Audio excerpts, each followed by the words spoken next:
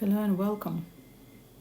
Thanks for stopping by. Today I'd like to offer some thoughts on yesterday's Gospel, Luke 18.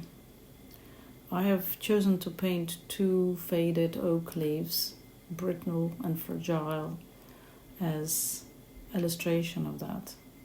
So in that Gospel, Pharisee and a tax collector stand in the temple, and both are praying, and both are human, and yet so different in spirit. So Pharisee, in essence, prays to himself. He doesn't even realize that he is in need of mercy, while the tax collector opens his heart to God's mercy, and he is the one who goes home justified. So in my painting, I painted two autumn leaves, oak leaves, and they both lost their color, and they lost their strength, their perfection.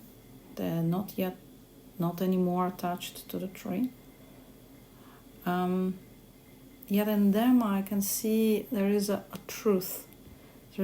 They no longer compete for attention. They simply are what they have become. There is a kind of peace.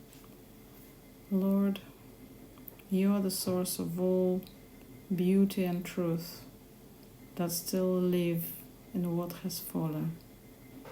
Guard us from pride and help us to serve you with the best of our ability.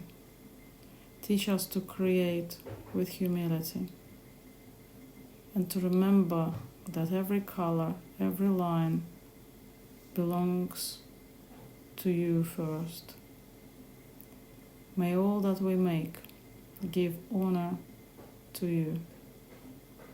Amen.